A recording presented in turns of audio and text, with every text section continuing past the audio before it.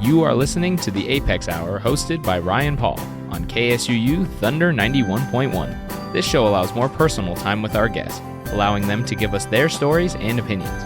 We will also give you new music to listen to, hoping you enjoy some new sounds and genres. Welcome to this episode of the A.P.E.X. Hour. Welcome to the A.P.E.X. Radio Hour. I'm producer Sophia Javage, and I'm joined with A.P.E.X. Director and Professor of History Ryan Paul and our special guest, Roger Launius. I'm going to turn it over to you, Ryan. Thank you, Sophie. We are so excited to have Roger Launius here. Roger has been the chief historian for NASA as well as director at the Smithsonian Air and Space Museum. So let's begin, Roger, with just a quick idea of how we got to now. So can you tell us a little bit about, not like how we got to today, but where you started with all of this? Where I started with this is pretty interesting. I did a PhD in history, working on the history of the American West. So sort of frontier history, there's a bit of a relationship with that and the final frontier of space, I know. But then I went to work for the Air Force, found out that was a really good gig to study the history of flight. From there, I moved to NASA and ultimately to the Air and Space Museum. So where does all this start? Like you talked about being the history of the American West, but obviously you grew up as a child of the space race. Oh, yeah. So what are your earliest memories of space and rockets and astronauts, and where did it all begin? Oh, sure.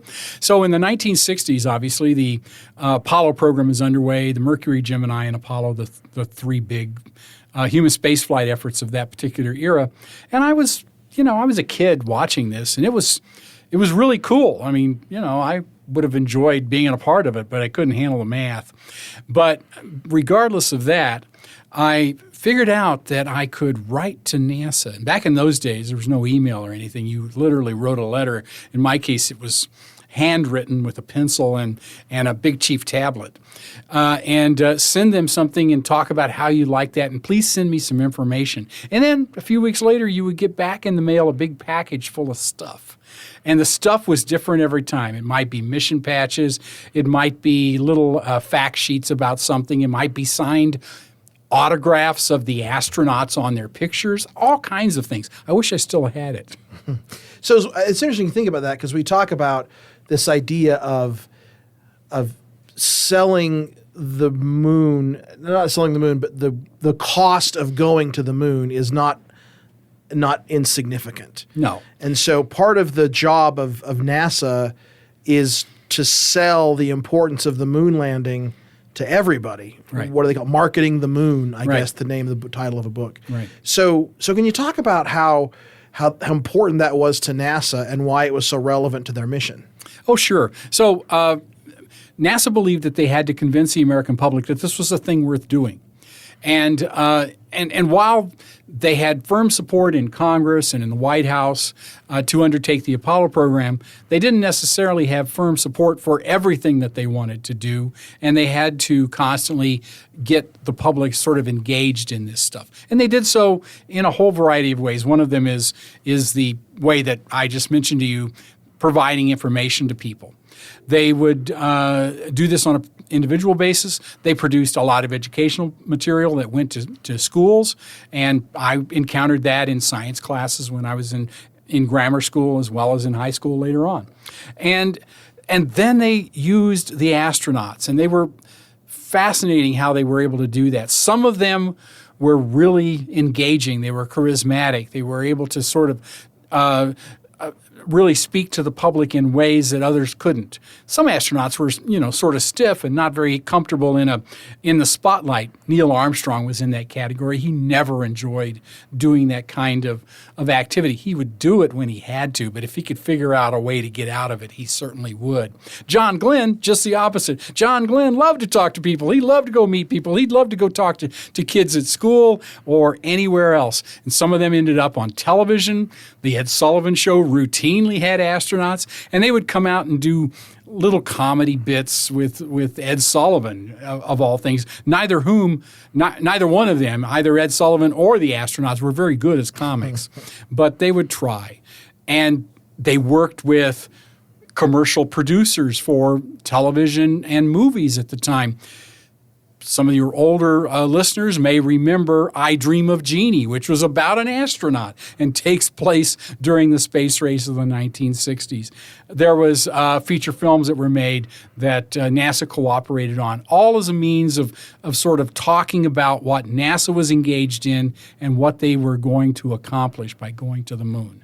It's interesting to think about that, because if you think about the marketing of that, it all starts in many ways with kids of the right? Teenagers existed, but the idea of a teenager doesn't really come into being until the 1950s, right? Post World War II.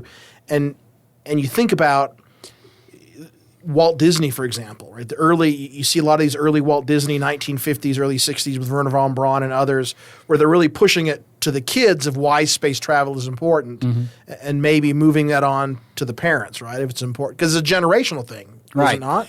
Yeah, well, I mean, one of the campaign of the 1950s, which is earlier than the time we've just been talking about, was a little bit different. They were trying to convince the public that this was on the verge of happening.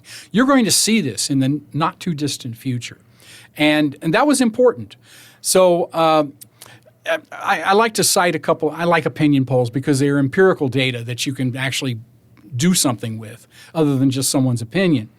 And in 1949, there was a public opinion poll in the United States taken that asked the question, do you think we will see a person on the moon in the next 25 years?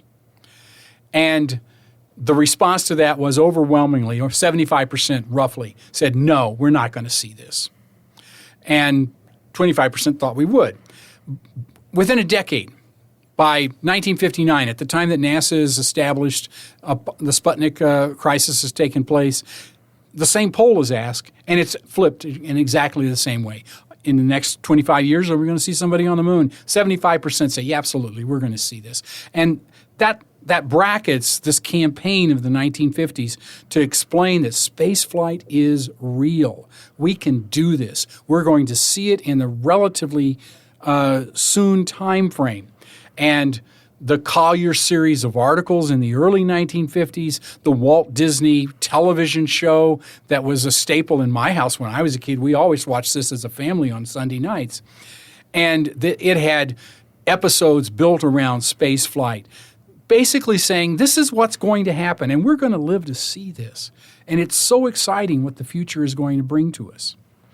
You think about, you've talked about this before, that space travel oftentimes is the long haul, right? We've got to be in this for generations, that our kids or their grandkids will reap the benefits of what we do now, much like planting a garden or those kinds of things.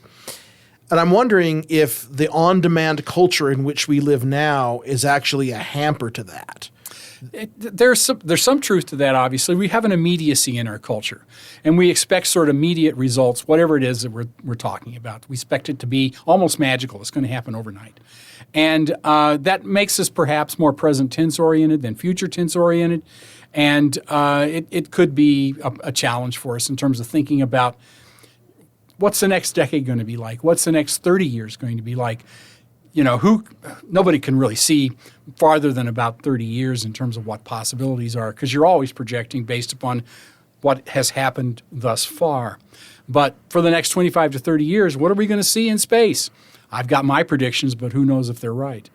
Yeah, it's interesting to think about, because I think about my childhood, where I would imagine, you and I are a generation apart, that your grade school recess was full of kids pretending to be astronauts and going to the moon and those kinds of things. Whereas, I'm a child of the 70s, and my grade school thing was deciding who was going to be Chewbacca and who was going to be Han Solo, right? That it moved beyond this. This happened. It was history.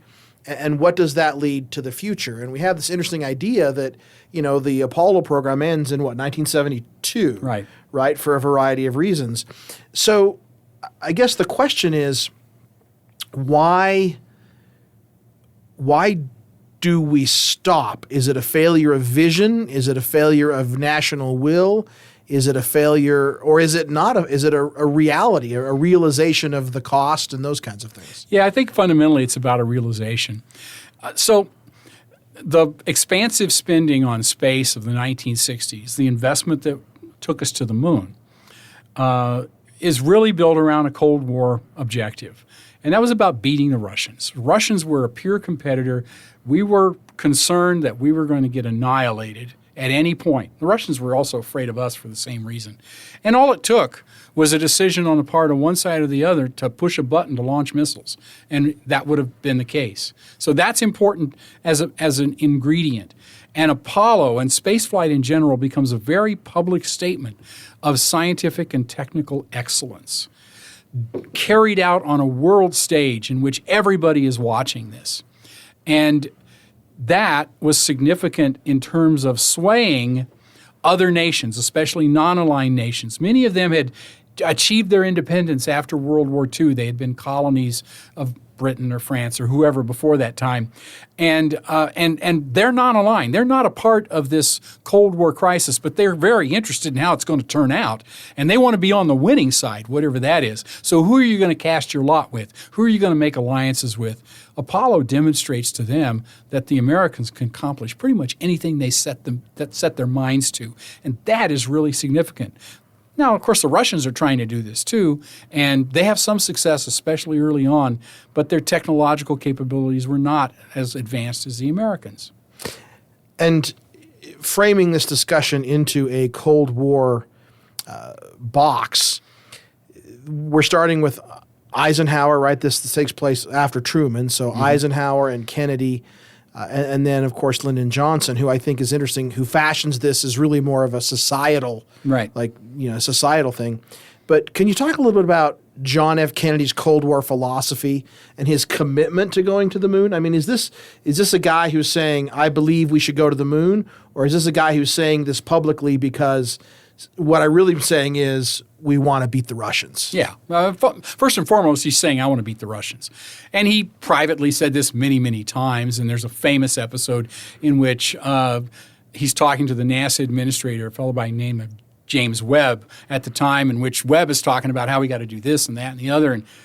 And we may not beat the Russians. Who knows? It's possible that that's not going to happen. Kennedy sort of cuts him off and says, look, if this is not about beating the Russians, I don't really care about it at all. I'm not that interested in space. But I am interested in winning the Cold War. And so that practicality is very much a part of this particular agenda as the early 1960s unfold. And the legend, I don't know if this is a legend or not, but the story is that that NASA is unaware of his declaration to go to the moon by the end of the decade. I mean, they know that the timeline he sets is not in conjunction with what NASA has discussed. Is that true? That's correct. So, and NASA didn't have necessarily a timeline in place. They wanted to do these things. There's no question about this. This was a part of their long-term agenda. But did it have to be done by 1969? In fact, there's a little wiggle room there, too. Kennedy wanted to say initially by the end of his term, and he was thinking if he served a full 2 terms, he would be out of office in January of 69. He'd like to have it by then because he'd be in office. That would be great. They told him that, that's probably not a good answer, and they agreed upon by the end of the decade. But then here's the kicker on that. When is the end of the decade? Is the end of the decade 1969 or is it 1970? You can make a case if you recall something like the Y2K problem, presumably. When does the decade end? When does the new decade start? And you could even have the wiggle room to go into 1970 if you had to. I wonder if of course, we're armchair quarterbacking here, but if he knew how different it would have been if he would have known that a Republican would have been in power when we land on the moon versus a Democrat, right? Yeah, there's no way to know what he was thinking in the back of his mind about the fact that he invariably would be out of office in January of 1969, even if he had served a full 2 terms. And that could have been a Republican in the White House by then. I'm sure he wouldn't have liked that. And I suspect even more so, there was no greater friend of NASA and the Apollo program than not Kennedy as much as Lyndon Johnson. And I'm sure he's thinking, I'd really like to be in place when all this happens, and I sure as heck don't want to have have a Republican there because he gets to take the glory for something we did.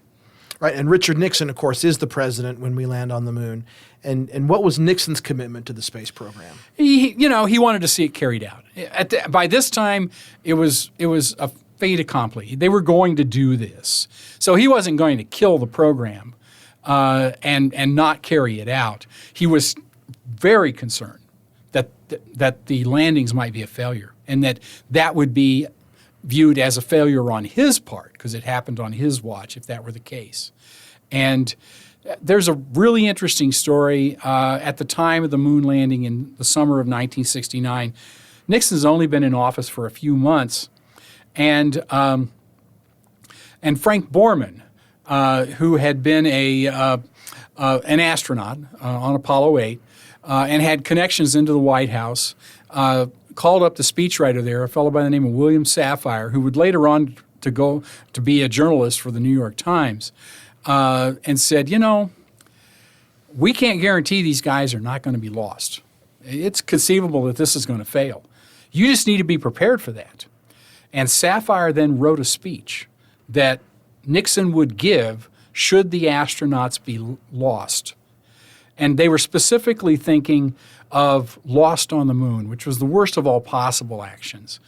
If the rocket blows up and they blow up with it, that's a very quick and obviously tragic set of occurrences. But worse still would be they land successfully on the moon, but for whatever reason, the rocket to bring them back up does not work. And they're stranded on the moon. They're alive. They're talking to mission control. They can call their wives and families, but they're going to die there. That was the real fear. And Safire wrote this speech. Fortunately, they never needed to use it. A few years later, when he finished his term in the White House, he boxed up his professional papers. They went to the National Archives. And 20 years later, some historians went through them and found this.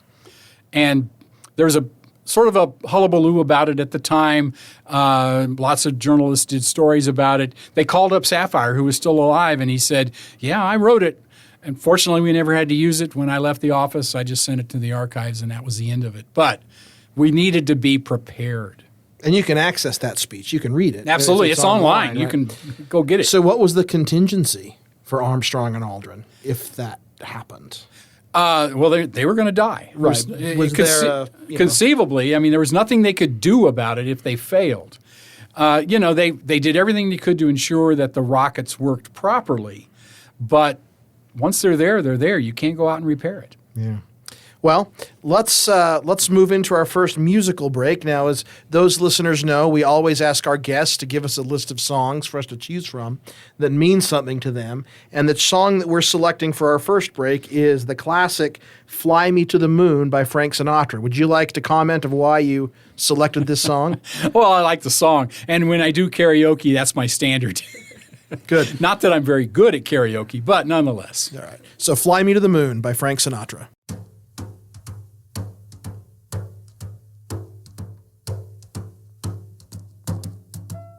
Fly me to the moon, let me play among the stars.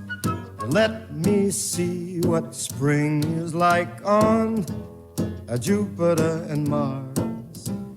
In other words, hold my hand. In other words, baby, kiss me.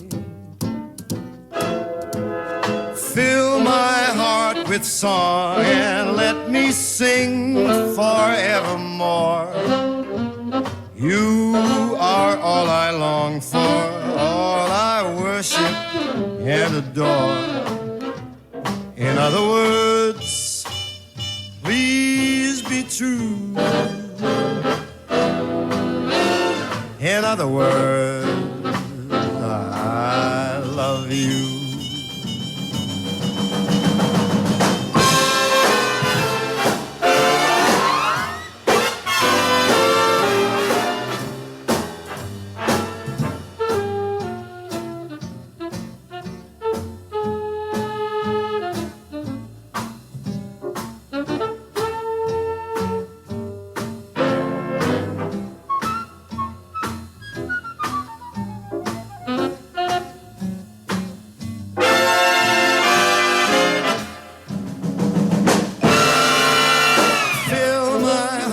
with song. Let me sing forevermore. You are all I long for, all I worship and adore. In other words, please be true. In other words,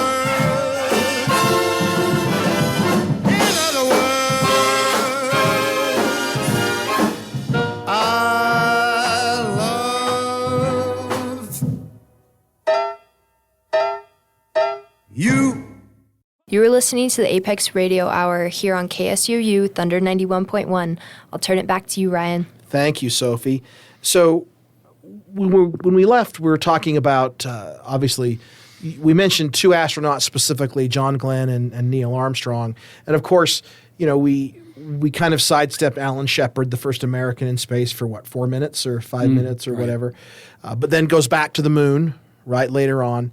But we resonate with John Glenn, who becomes the first American to orbit the Earth. He's probably the first celebrity astronaut. Is that fair to say? Of the original seven. And we talked about his personality of being gregarious as compared to Neil Armstrong, who will always be remembered as the first man to walk on the moon. Right. And I want to talk about one. This will be a two-part question. One, why does John Glenn not continue with the astronaut corps? And if he did, would he have been one of the early moon people? You know what I mean. And secondly, there's this apocryphal story that you hear that Charles Lindbergh, who's the first person to successfully solo across the Atlantic Ocean in an airplane, who that defines him for the rest of his life, has this kind of meeting with Neil Armstrong before he goes to the moon and says, when you get back, don't let this define you. So can we talk about John Glenn and his career, why he doesn't continue, and Neil Armstrong and his career and why he doesn't continue? Well, John Glenn could have continued. Now, he did have some a condition that was that came up in the aftermath of his flight that suggested that he was probably going to be grounded for some period of time, an inner ear issue that created problems of balance. And it's not that wouldn't have been overcome and he might have been able to fly later, but he was not going to fly again on Mercury. So we're now talking about, at the very least, he's going to be around NASA for another 3 or 4 years before he gets to fly again. And that would put him into the Gemini program. It's conceivable he might have been able to do it. It's conceivable also he could have carried on with the Apollo program and been one of the people to go to the moon. But he also had other ambitions. And one of those was to become a political figure. He very definitely wanted to do that. He was encouraged by that, those opportunities by President Kennedy, whom he became quite close with. And Kennedy said, you as an American hero, I mean, Kennedy himself was sort of a World War II hero who parlays that into a very successful political career. And Glenn had the same capabilities and the same desires, and Kennedy made the point to him, and it's obvious. You want to make a real difference in the world. You want to change things. Here's a way to do it. And he will eventually become a senator, right? And then eventually will go back into space in the 1998 as a mission specialist on STS-95. Yeah, that's a great story. And by the way, there's one other piece to this. There were people at the Manned Spacecraft Center in those days, but now the Johnson Space Center in Houston, who were telling John Glenn at the time, there's a real concern about you flying again because you are such a hero. What if something were to happen to you? And you serve a better need for NASA as a figure who can engage the public than as a person who undertakes these risks in space. And that suggested that there were at least some people who were thinking maybe he shouldn't fly again. So faced with all of these options before him, including this negative one of not being allowed to fly again by NASA, and we don't know that was ever the case. There's nothing in writing. Nobody's ever owned up to that. But there was some fear on his part that was a possibility. He took the option of moving out, and he went to work in industry for a little while, made a bunch of money doing that. That's fine, and then ultimately goes on to a very successful political career. And so his return to space is really more symbolic. It's this is John Glenn coming back to. Was it a publicity thing for NASA to say, "Oh, come back"? Or, I mean, there's really no other reason to send him up there, right? Well, you can make the case that there's a publicity value to it, no doubt about that. John Glenn is an American hero, and by the time that he flies in 1998. There's a lot of people who are not very interested in the shuttle program. I mean, it launches on a regular basis. They go up and they do things. The things that they do are useful, but they're not garnering a lot of attention for lots of people. Clearly, putting John Glenn on a shuttle mission allows them to, I mean, it's 1962 all over again. I mean, this guy's a hero. And if anybody ever doubted that, I love the statement from Walter Cronkite at the time, famous newsman. Probably everybody's heard of him at some point, who basically said, John Glenn is an American hero. As far as I'm concerned, he can do anything he wants. And if it means flying in space, let him fly in space. And, of course, he did. But NASA had been sending up people who were not formal astronauts before that time.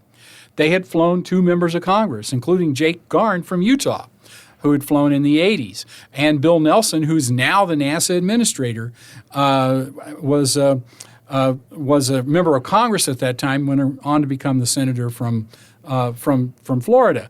But so they had politicians previously who had flown. Why not John Glenn? Well, and Krista McAuliffe comes to mind, and the teacher that follows after her, who I don't remember, Barbara Morgan. Yeah, so I think those interesting thought. What about Neil Armstrong? What's Neil Armstrong's story here post moonwalk? So Neil Armstrong is one of the fascinating characters that you can ever imagine.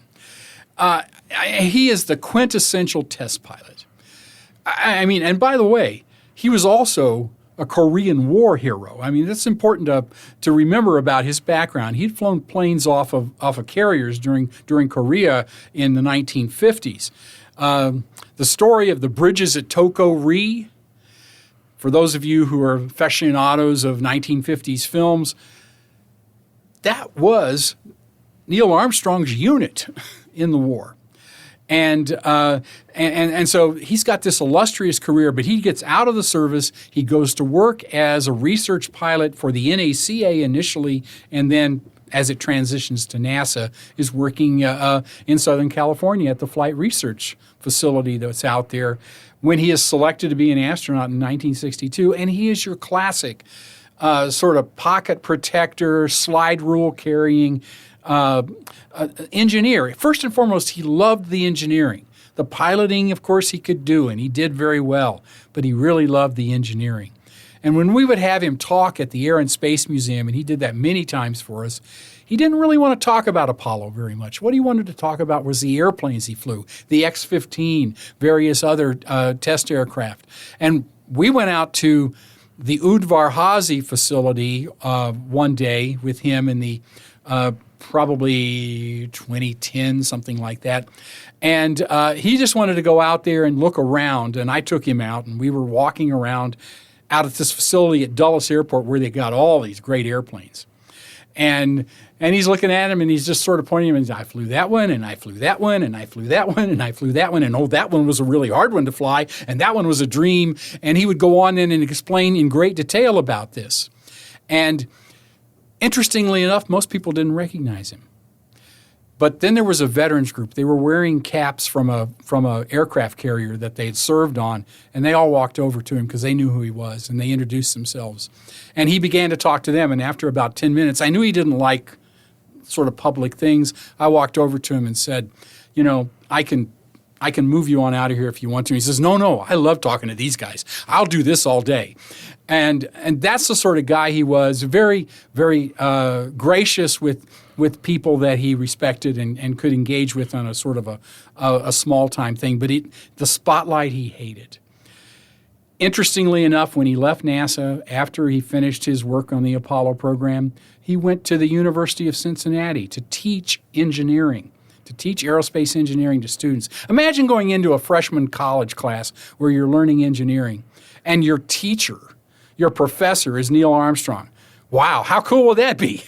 Yeah, or you're a Boy Scout and your space exploration merit badge counselor is Neil Armstrong. So it was a very conscious choice on his part to not give interviews, to not talk about it, which is, kind of a lot different than Buzz Aldrin, the second man to go on the moon. Yeah, so they're different personalities. And interestingly enough, that crew of Neil Armstrong in command, Buzz Aldrin as the lunar module pilot,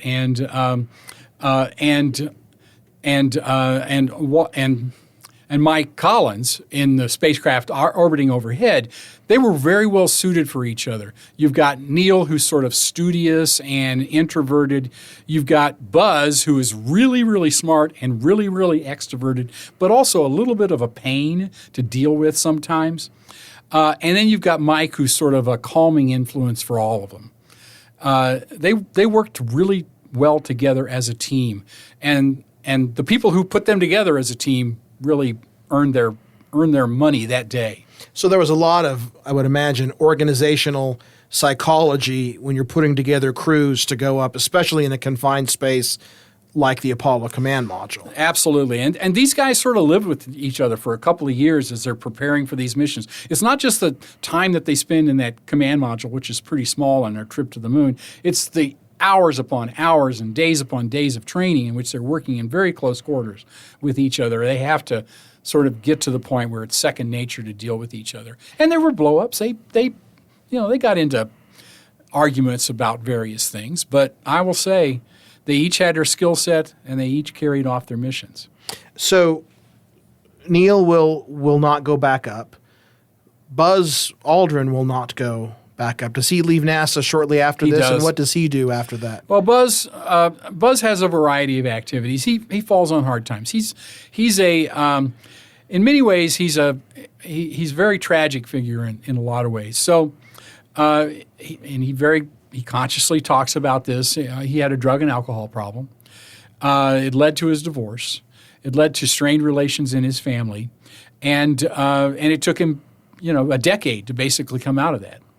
And eventually he did, but it took him a while to sort of hit rock bottom and then get the treatments and live the lifestyle that made it possible for him to go on to do the things he had done previously. Like Punch-Out, moon landing deniers, right? Yeah. So, and Michael Collins will be one of the first space shuttle pilots. Is that correct? No, he also leaves NASA. He goes to work for the Smithsonian, of all things. He becomes the first director of the National Air and Space Museum. And he is there when they open the doors, and he was obviously working toward this for a few years before this. In 1976, he would move then from the Air and Space Museum directorship to the Undersecretary for Science for the Smithsonian, and eventually retire from that. So it is one of the Apollo astronauts, though, that flies one of the space shuttles, right? Early on, is it? So there are. So let's see. The critical element there is John Young. That's what I'm thinking of. Yeah. So John Young goes back to a very early 60s era as an astronaut. He flew Gemini, he flew Apollo, and he flew the shuttle. So there is this story that whether it's been made up or not made up, but exaggerated by scholars and journalists and everything else, that this conflict as they're working on Apollo 11 of who's going to get out first. And there's this idea that both Buzz and Neil, that there's some kind of cognitive dissonance between the two. Is that a correct? Yeah, it's not quite that simple. I mean, there was no question who was actually going to get out. Buzz might have liked the fact that he might have liked being first, obviously. I think he probably would have. But he knew that wasn't going to happen. And Neil, as the commander of the mission, has the responsibility to do that. And he totally nailed it in terms of his first, going down, his first words on the moon. And, that one small step for a man, one giant leap for mankind, he dreamed that up himself and said it. There were people who were trying to give him all kinds of money to say something else, like first stepping on the moon, say, drink Coca-Cola or something like that. I just use that as one example among many that he could have done. He did not. There was no way that was going to happen. And it was totally in keeping with his personality. And quite different from the second crew to set foot on the moon. my favorite astronaut, Pete Conrad, from this era, was the commander for Apollo 12. And that was a precision landing where they were supposed to go close to the Surveyor spacecraft, which they did. They went over, they walked over there from the landing craft, they pulled pieces of it off, and they brought them home. But Conrad's first words on the moon were, "Yippee, I made it." And followed up with, "That might have been one small step for Neil, but boy, it was a big one for me." All right, let's move on to our second break. And I got to tell you, when you gave us this song, it was pretty amazing to me. It made me smile. It makes me smile. So this song is called "Surprise," and I should say with the exclamation point, "Surprise," by Gunnar Madsen. Can you tell us a little bit about why you chose this? Yeah, well, I love this song. So it's a part of the science fiction folk music world that's out there, and there's a lot of this, known as filk in the genre. And there's almost always, you go to a sci-fi convention or someplace like that, there will be a filk sing in which people bring their guitars and perform. And they write their own songs. Sometimes they're with lyrics of their own making, but to tunes that you know. And sometimes, if they're well known, they may sing them as a group, almost like a hymn. So the TV series that was on 20 plus years ago, Firefly, which I loved, and only lasted one season, the theme song to Firefly is often the closing song for filk sings. And everybody sings it holding hands. They all know the words. All right, so let's hear "Surprise" by Gunnar Madsen. Ha ha ha ha! Svetlana, come here. I have a story to tell you. You know, it was Neil Armstrong jumping up and down on the moon. Oh, we laughed back in Moscow when we saw that. Remember the 50s, those fat complacent days when the future seemed a century away.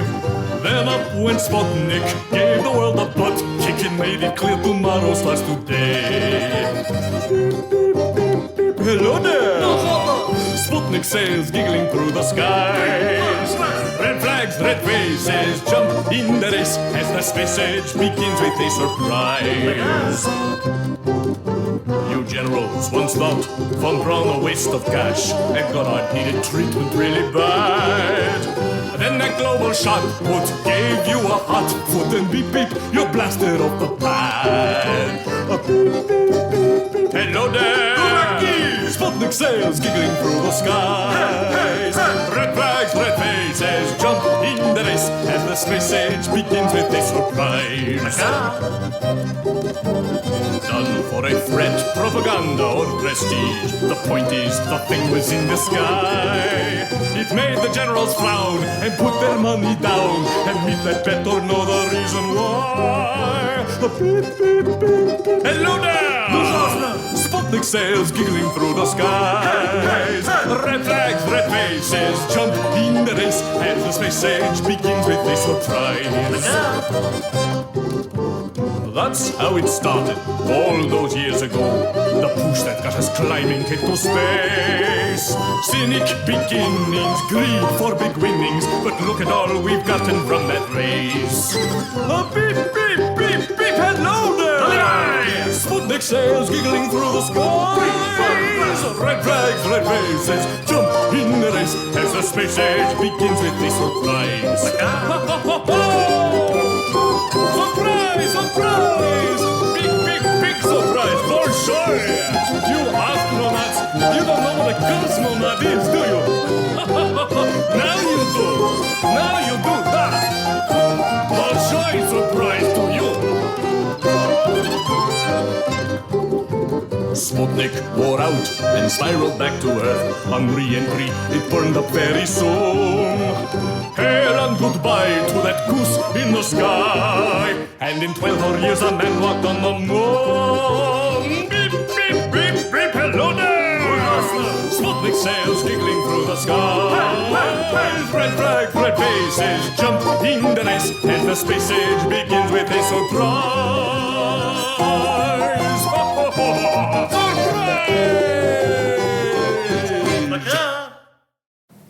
That was Surprised by Gunnar Madsen. You are listening to the Apex Radio Hour here on KSUU Thunder 91.1. I'll turn it back to you, Ryan. Thank you, Sophie. I appreciate that. So I want to ask you about something that you wrote in your book, Apollo's Legacy. And you write this: memory, myth, and history are closely akin to each other. Essentially, they are stories that explain how things got to be the way they are. But common parlance suggests that memory is often faulty, myth is fiction, and only history is, or at least aspires to be, true. History to me, however, is an attempt to recount, model, or reconstruct the memory of the past for the purposes of the present. And I want to read that and then go into this idea of, ask the question about what we get wrong about the Apollo era and the Apollo program. In other words, that it has become myth and legend and American folklore for so many people. What do we get wrong and right about this story? Okay, well, much about what we think about Apollo is pretty close to correct. But one area that's really significant to think about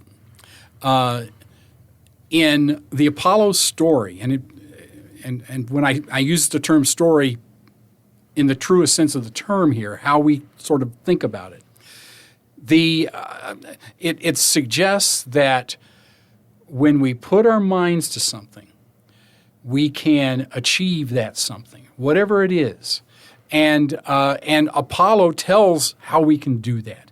So we had a president who said, let's go to the moon. Everybody sort of locked arms. They moved out to accomplish this objective, and they did so at the end of on the time schedule that was established by the president when they started out on this.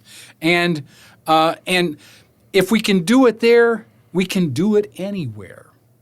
And so there's so many things that sort of fed out of that concept that big things, and there used to be a saying that was used all the time: if we can put a man on the moon, why can't we? And then you can fill in the blank of anything else that you think is hard.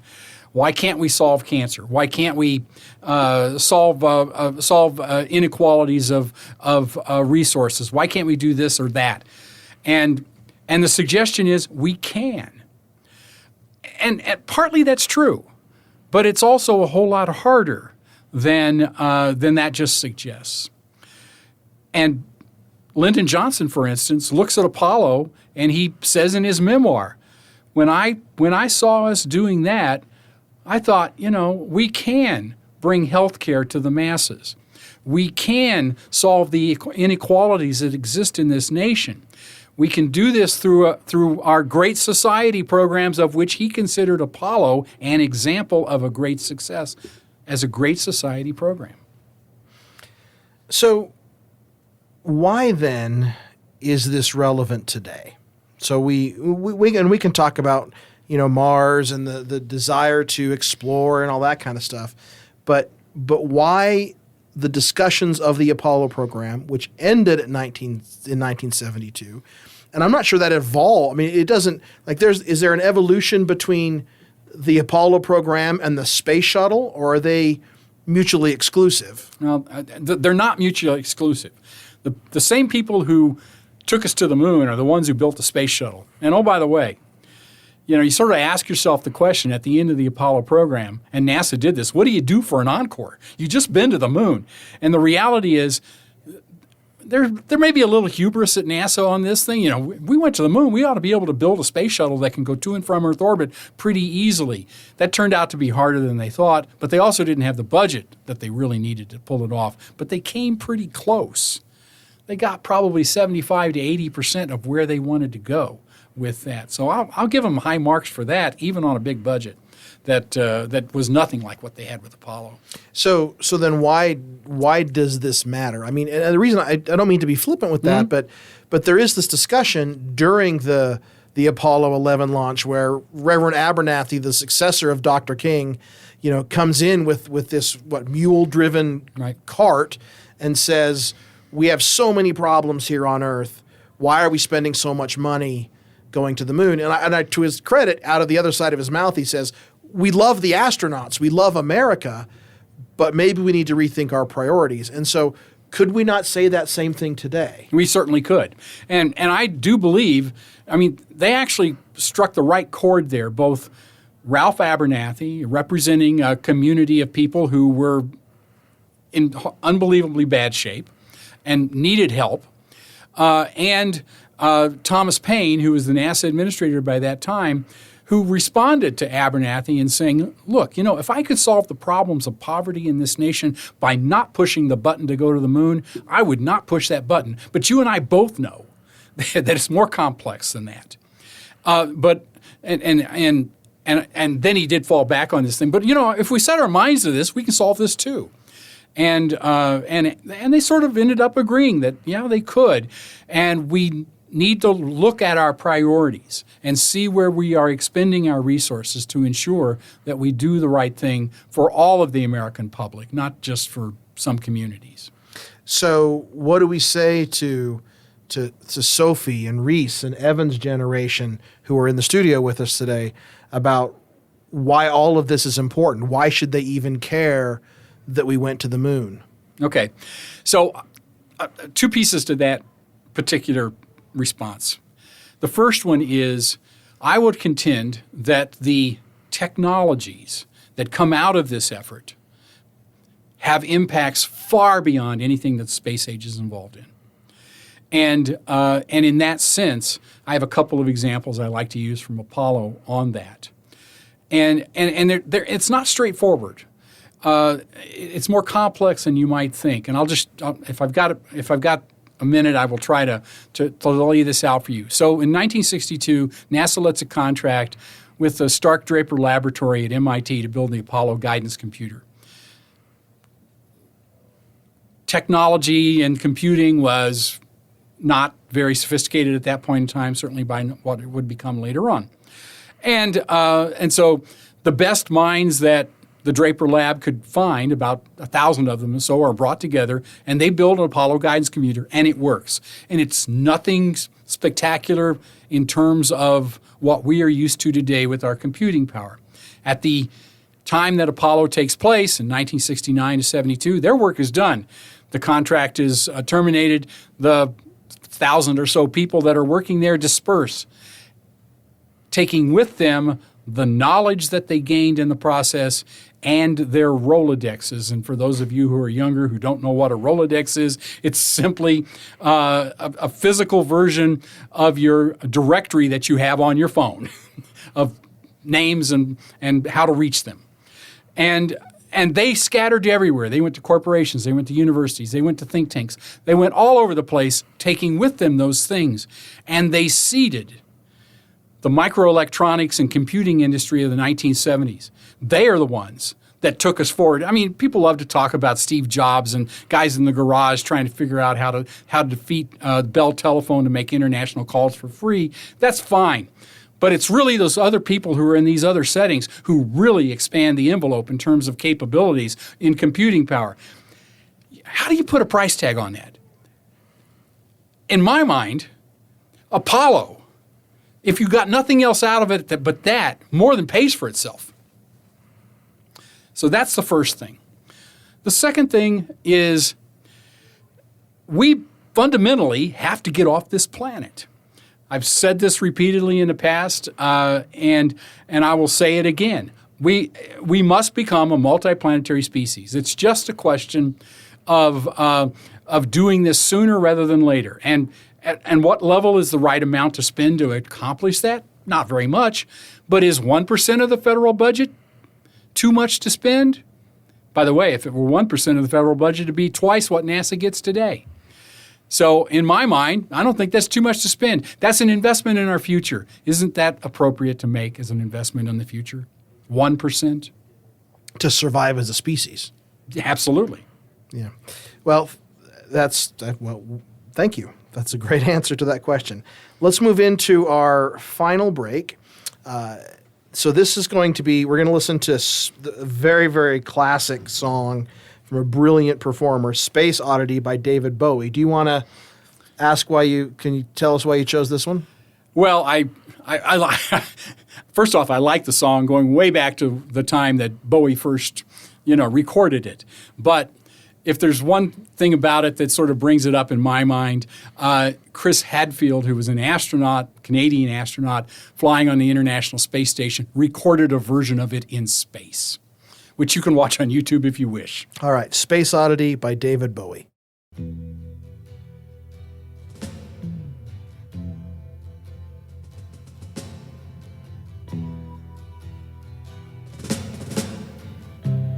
Ground control to Major Tom. Ground control to Major Tom. Take your protein pills and put your helmet on. 10. Ground control 9, to Major Tom. 8, 7, 6. 5, 4, 3, 2, check ignition 1, and may God's love lift off. With you.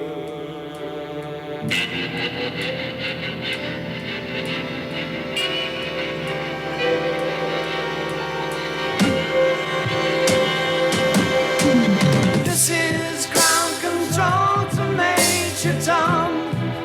You've really papers want to know whose shirt you wear. Now it's time to leave the capsule if you dare.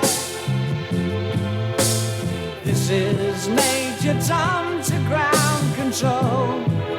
I'm stepping through the door, and I'm floating in the most peculiar way. The stars look very different today. For here am I sitting in a tin can, far above the world. Planet Earth is blue, and there's nothing I can do.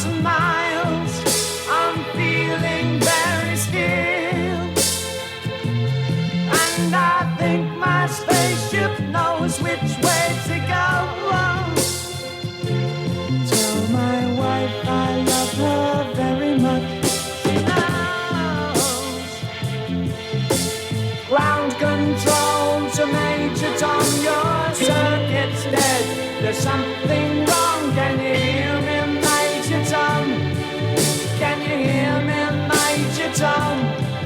Can you hear me, Major Tom? Can you hear? Am I floating round my tin can? Far above the moon. Planet Earth is blue, and there's nothing I can do.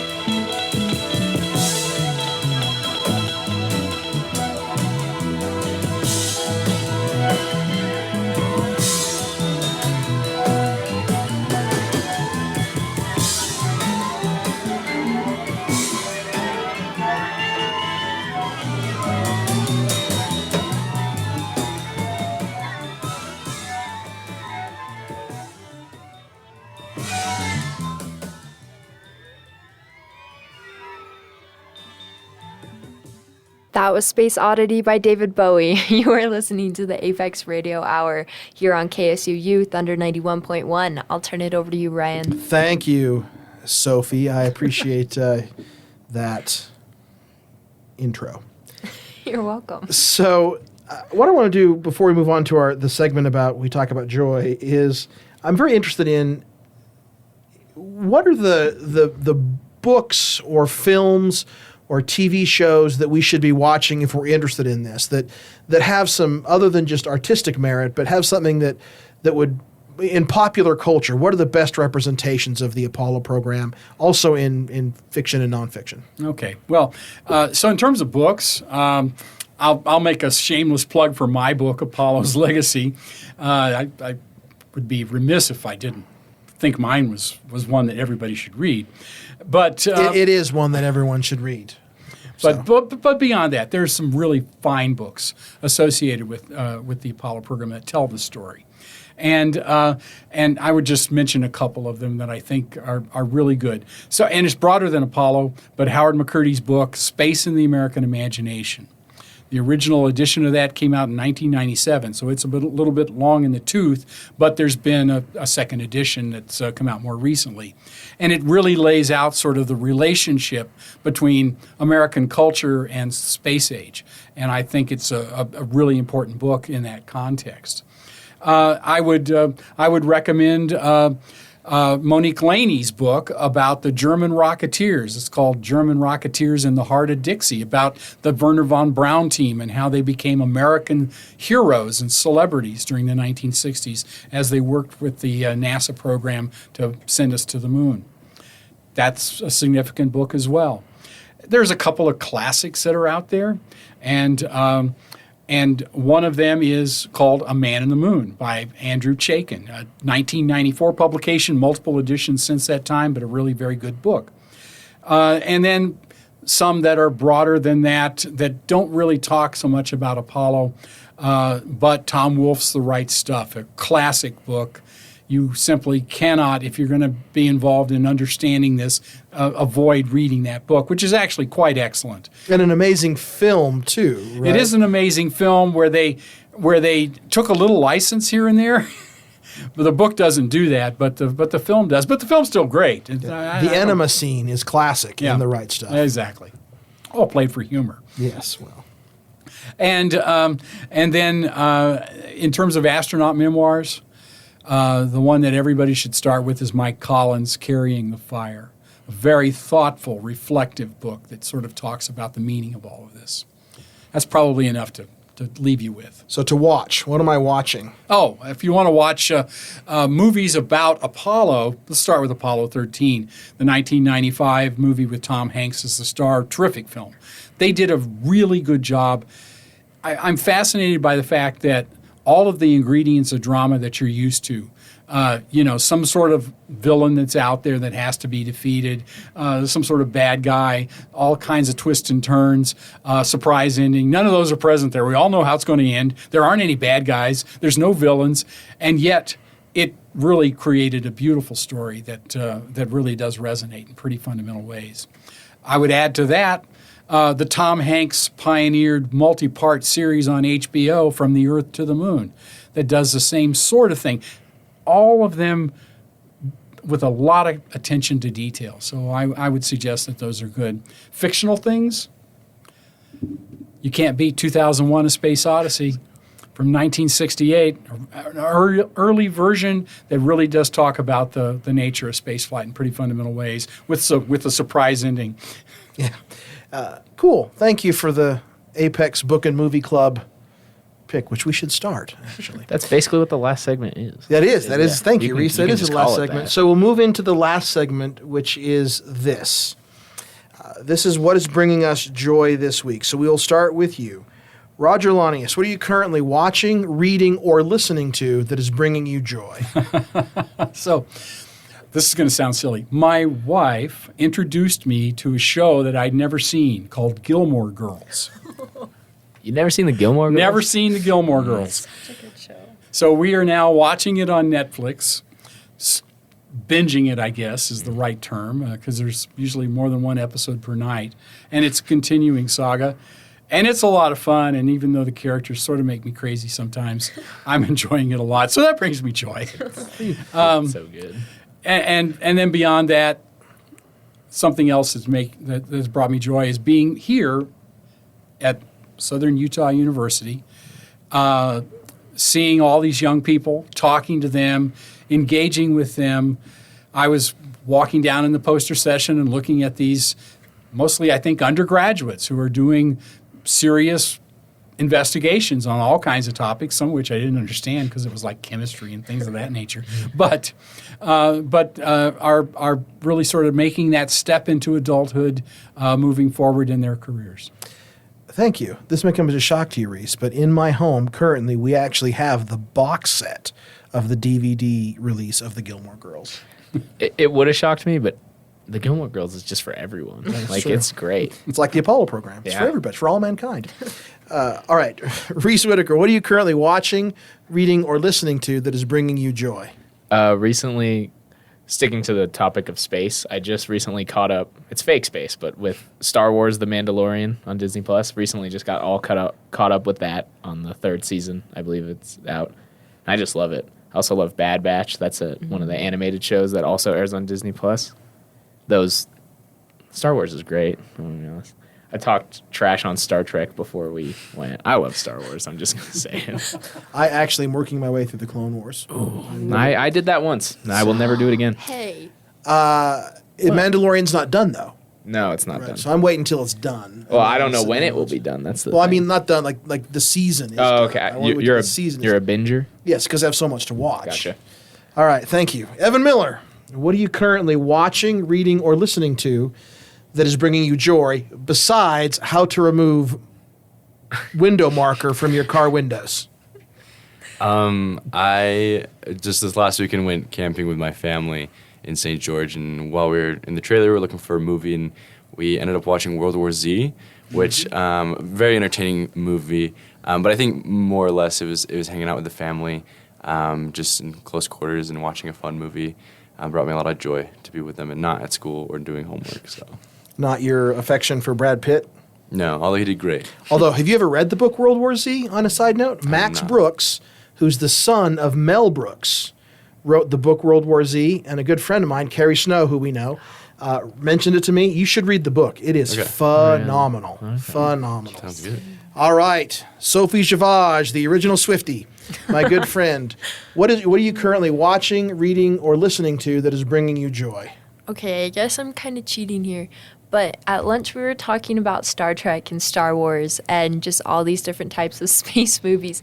And I am my father's daughter, and I was raised on all of these different type of space movies, novels, and educated in every sense of the way on it to the best of my parents' ability.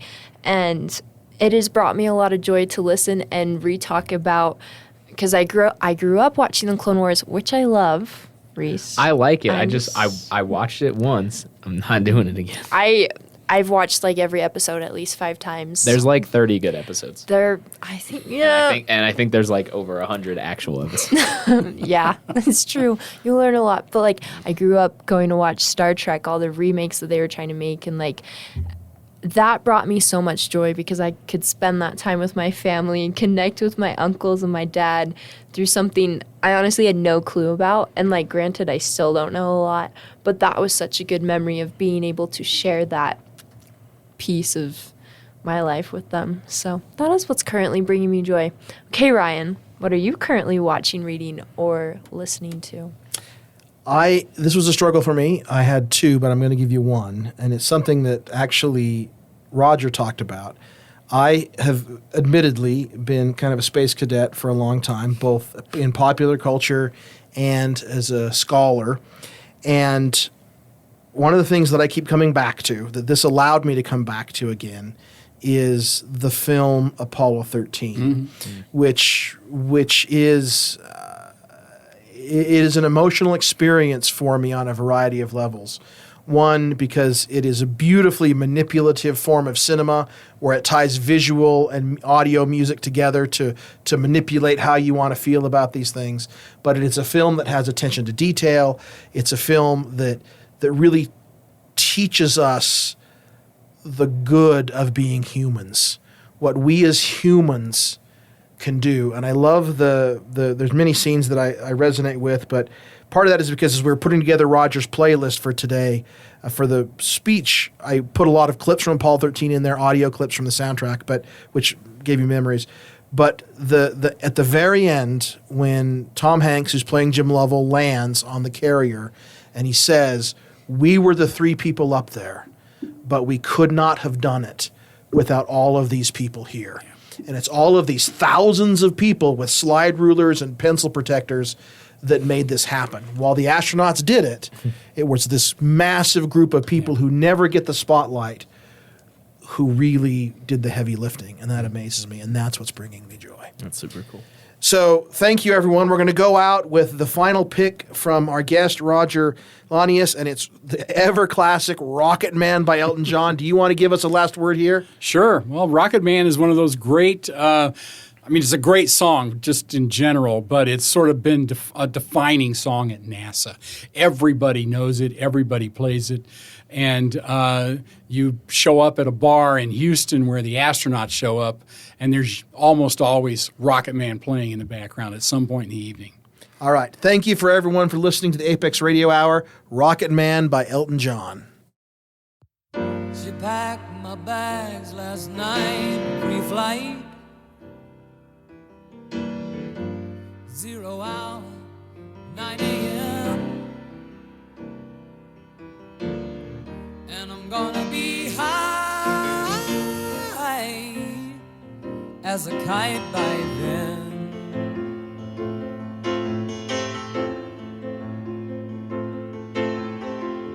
I miss the earth so much, I miss my wife.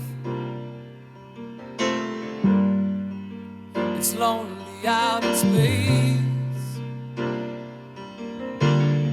on such a timeless flight.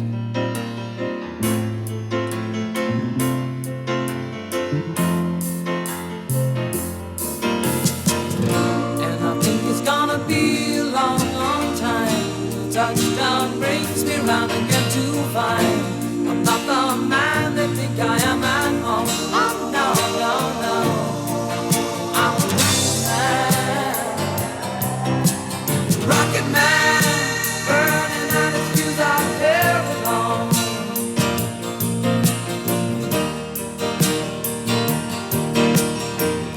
And I think it's gonna be a long, long time till touchdown brings me round again to find I'm not the man they think I am at home. Oh no, no, no, I'm a rocket man, burning out the fuse out there alone.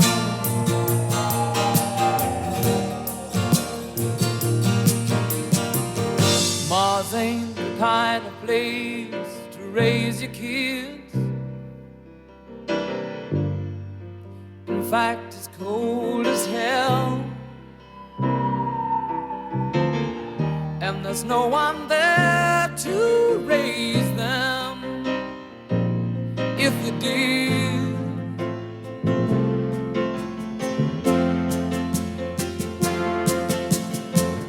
And all the science I don't understand, it's just my job 5 days a week. A rocket man,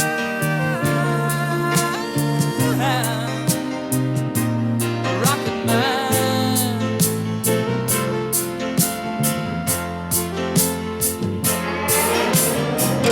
And I think it's gonna be a long, long time till touchdown brings me round again to find I'm not the man they think I am at home. Oh no, no,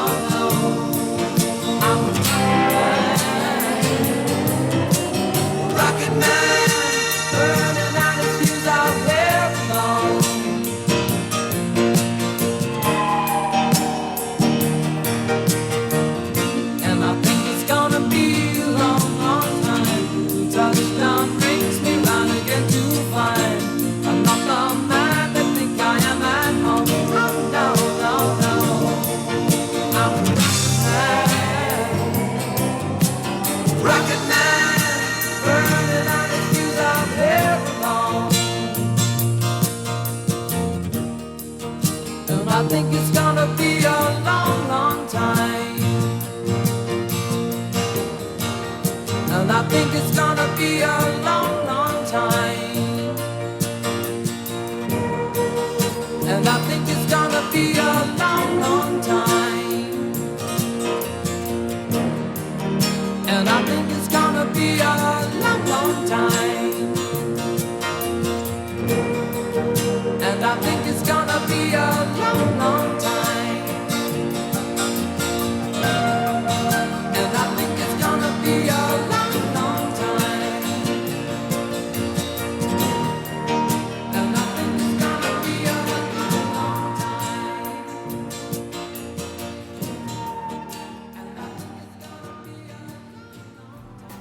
Thanks so much for listening to the Apex Hour here on KSUU Thunder 91.1. Come find us every Thursday at 3 p.m. right here on Thunder 91. We would love for you to come to our events on campus. For more information, check out suu.edu/apex. Until next time, that was the Apex Hour on Thunder 91.1.